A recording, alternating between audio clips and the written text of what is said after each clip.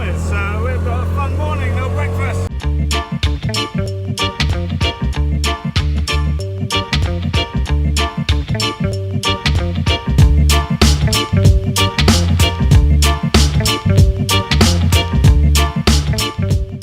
So today the cows took a little trip down to the lake where we go to have barbecues. We found them right down at the beach later on. Is it? So we found our cows here at the forest. We are right down at the lake. Carla's coming in the van, Nicholas is on the quad on the track on the other side of here. But there's one cow at the farm a bit distressed and the rest of them are all here now. So now we've got to work out how to get them back. Nicholas, you've got the cows. Nicholas knows, he's over here. Ah, fun in the mornings. Well, Clover May is always the ringleader. And she's done this before, she's run all the way to the village before. And I bet she instigated this and she loves to run. So I bet that's what's happened this morning.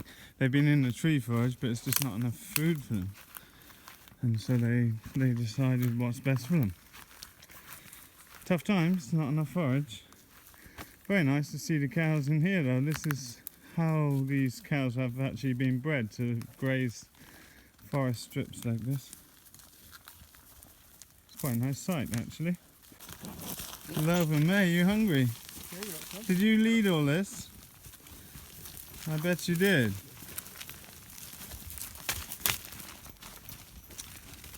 Well, it's a long way home. Well, it might be an adventurous time to get home because there's cars, there's timber wagons on the road right now. But they're coming along at the moment. This usually happens once a year at some point and that's just the way it goes. Come again, Toby.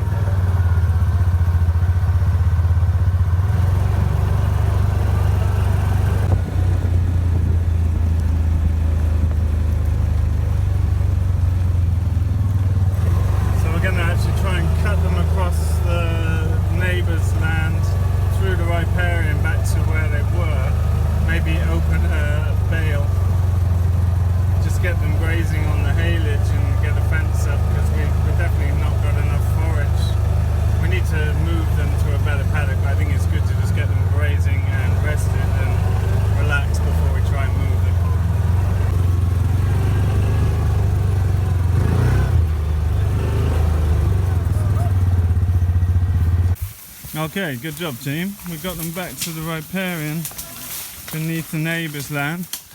I think this is the way they came out.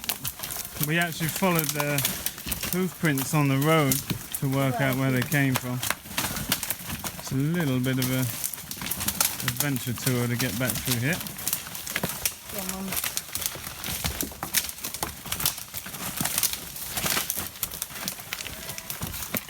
It's gone pretty smoothly so far, but it's not over till they're in the fence and eating. But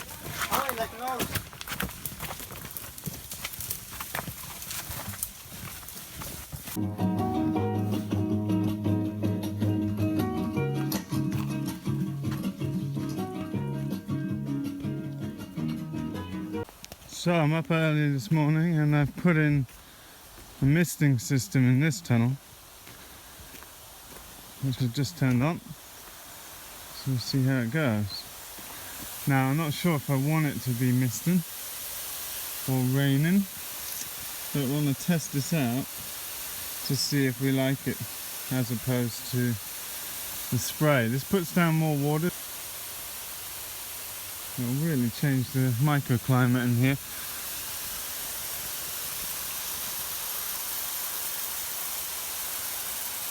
Seems to spread quite evenly. It might be good to have the sides down for this operation just to enable us to keep it. You see water vapor coming out the sides.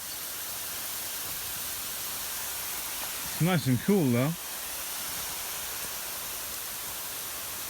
Just whether it spreads evenly across all the beds, it's definitely doing good down in the middle here. But we'll leave it 20 minutes, half an hour, and see how we think. Mr. P, you look like you've been in a drought too. Lost all his tail feathers. Happens every year though.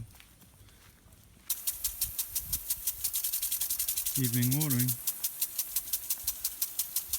Flashy trouts. We like this one. This is a replacement to Modestone that we had last year.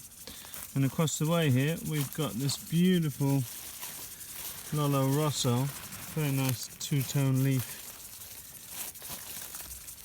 A really dark claret scarlet colour. Very nice. Carla's just pulling up carrots out of the... They didn't germinate so well, so there's chard in here, but beautiful no-dig carrots coming up.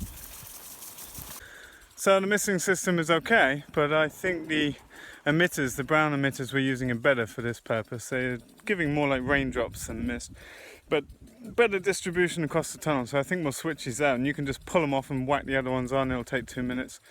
Might do that this evening when it cools down in there. Looking good. I'm just weighing out turkey food here. I've gone off to feed the turkeys there last time today. This is the feed weigh station where we weigh out food for the broilers.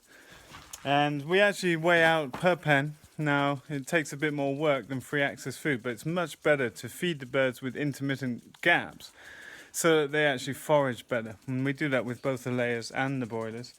With the broilers in the roller pen, they get big old sacks of food. Obviously, there's a lot of them in there. And then individual pens have 3 servings a day. They get 5 servings a day in the brooder, going down to 4, and then when they come outside, they get 3. But I've just been talking about this a lot with our poultry course and different management techniques, but I think it's much better to actually really monitor how the birds are feeding and not just give them unlimited access feed. I think it's easier, takes less time obviously, but the end result is very different in terms of the birds' health and what they've actually taken off the pasture. So really consider that, and if it works logistically, then I think it's a more optimal method of managing pasture poultry. So dry, so dusty. Just think it'll be over by now, but it looks like there might be some thunderstorms this weekend, but just zero recovery on the paddocks. This is the field they cut. Oh, it's just relentless. The stream is totally dry now. These birds are so hungry and they're so heavy they can just crash the net. This is actually their last feed of the day. And you see they're getting quite big birds now.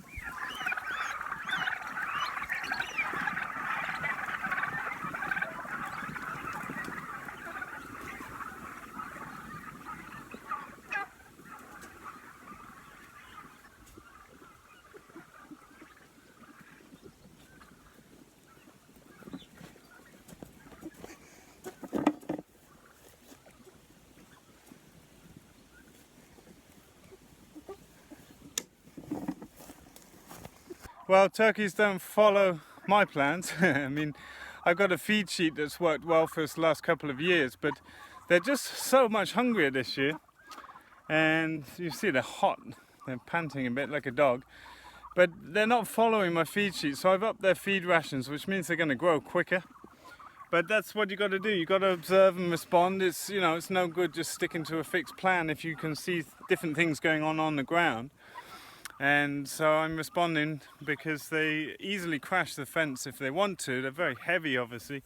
And as I've said before, they only get stung in certain places on the electric fence. So if they want out, they'll come out. Now, turkeys are very easeful if they do get out the fence. Sometimes if I come late for feeding, they'll just walk out and come and meet me. But they also walk back in. They're no trouble to get back in. They'll just follow the feed bucket. But really enjoying spending time with these birds. They're really comical. I'm becoming more and more vocal. It's time for them to move. Tomorrow I'll be moving into the shade of the trees. Now that's another risk of them wanting to push the fence down. They love to go and hide in trees and vegetation, so I might put strings up. You can see here, this is from when we had the net set up originally. I'll just have a bit of string tied to a post on the inside. It makes the fence so much stronger, and that's pretty good for keeping them where you want them.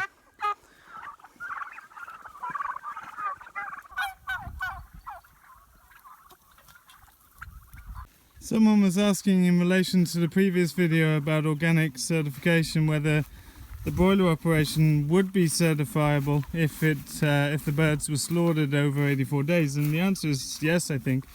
And they were asking specifically about the Salatin style pens.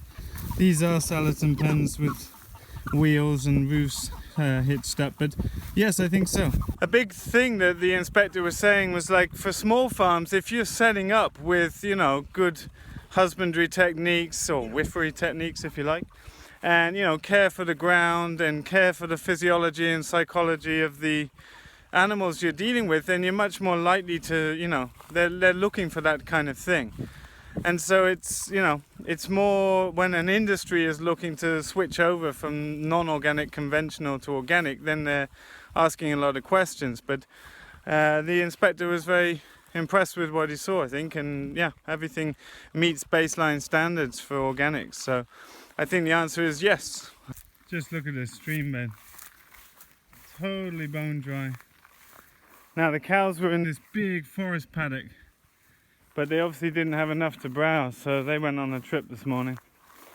And it happens about once a year. And it's Clover May, this one. She's the boss cow, and she decides she wants to go and she runs. And there's no stopping her. And so she took them all out for a little adventure today. So part of the difficulty we have is we've just run out of forage now, pretty much. You can see actually we're grazing some bits of old hay where the machine hasn't taken it all up. And so we've been bundling this with a pitchfork, getting it over there for them. But the ground here is just not recovering at all. They cut this a week ago and nothing's really happened since. I do appreciate how they've cut it long enough that now if we get a thunderstorm on the weekend, it should pick up really quickly. But we're basically now taking this little strip along the edge of the forest, and then we're going to head to a little strip. There's a little side gate, a pedestrian gate into our land through the riparian here. So we're going to hopefully get a day on the neighbour's land on the edge, and then we should get about 6-7 days on our land. Not actually on the field surface, but down in the riparian and in medicine cabinet. That's like a super berry planting that we have. And I'm hoping that will tide us over, and with a bit of rain we'll be able to get back up onto the top of our land in Nutfield again. But we have to see. It's tight. We've got the forest paddocks we can get a couple of days out of, maybe.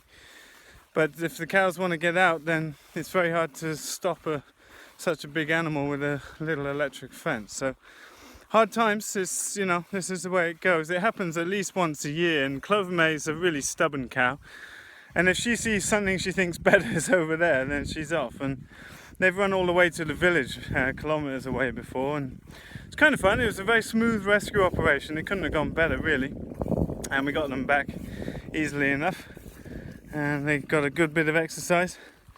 But just look at this. It's, you know, there must be a bunch of fish and other aquatic animals that are suffering.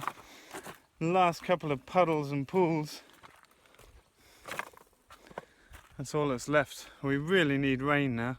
If anyone's got excess, please send it our way. We'll be very grateful, and thank you in the videos. We've just put the yurt covers on. It's wind picking up and the swallows are flying low in swoops, which is a sign of pressure changing and rain to come. But we just looked at the forecast and it says just a few drops maybe tonight, and then a bit of rain, 4 mil tomorrow, and then dry again for days and maybe some rain next week, but it always says that, and then it just dries up again. This is a random squash plant or two left on the compost heap, and they've done super well. Look at these beauties. Now that's a bit bigger than a chef would want, but if you're making lasagna tomorrow with your grass-fed beef, then I reckon that's what you need. Talking of lasagna, it won't be long. Look at all this. Beautiful. Now we put very little effort and work into all of this compared to some ways of growing tomatoes, but I dare say we're going to have a lot of them. So Johanna's away, she's doing cooking this year, so I've got this leg of pork, salt and sugar, half as much sugar, And I'm just going to make up 10 litres of brine, soak this overnight, so that we can have a beautiful sweet and salty brined piglet leg roasted for lunch. Going to be awesome. So we've had a pretty easeful week. Everyone's been really tired from the heat. I mean, it's up to 34 degrees and it just feels even hotter because there's no wind. And the ground is really reflecting heat because it's so yellow and dusty and dry. It's quite unfamiliar. You know, we're used to too much rain and beautiful green pastures here. But it's fun. I've been enjoying this whole process, as I've said before, just because it really shows you, you know, things are changing. And maybe these are just bigger weather patterns that are changing, and it's you know, who knows. But we've got to be continually observing and adapting to what's going on, and it's just a fun thing.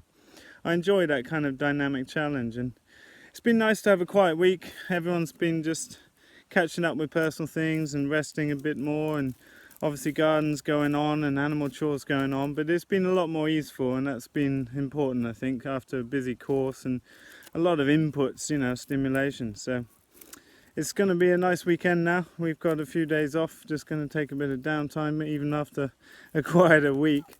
I'm doing a lot of office work, catching up on things that I've been neglecting during the busy course time. And yeah, it's nice. I've been doing a lot of work thinking about the potential for this online tool and supply company for Europe, and made some great connections with different suppliers that we want to supply products for. And thanks for your name suggestions. I'm keeping thinking of that, and I think it's going to be really great. I'm really excited by the possibility to be able to support people to just get all the right gear in one place and just have, you know, a bit of knowledge and expertise, and sell the things that we're passionate about and actually use. We're not just going to sell everything that people might want. We're going to sell the things we actually use and value, and just help people get started up smart. So it's really cool. It's a nice creative process going on there.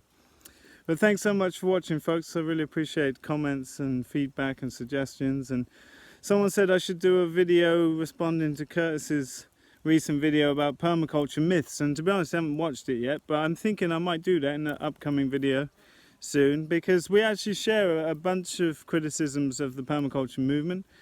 And I mean, I've been quite vocal about that always, and I think, you know, I'm really up for having more people out there doing excellent work on the ground and sharing direct experience. We need more people teaching and sharing from real knowledge, not book learned knowledge and these kind of things. And there's a lot of nonsense in you know, under the label of permaculture, but ultimately the reason we're still called Ridgedale Permaculture is that I think, you know, this is a beautiful set of principles, ethics and approaches that actually integrate everything. I mean, Keyline design and holistic management are a big part of what I'm known for, but they all integrate together in a way that I just find inseparable, actually. So that's coming up in future videos sometime, maybe this week. But thanks so much for watching. You can find out a lot more in our book, Making Small Farms Work. Thanks to all the people that have supported us by buying that from around the world, and really enjoy sending them out still and just reading the names of people and the countries that you come from. And I love hearing back from you when you know, people are always saying that it's influenced them and how they approach their business and farm design and stuff. So love to see pictures and references and websites, so send them in if you are busy, or put them in the links below, like in the comments, because then other people can watch them too. So really nice. If you, in fact, that's a great idea, you know, link your farm, link your Facebook or website or whatever it is, so that other people can connect up. I think that's a really nice thing to do. Thanks so much, folks. See you in the next video.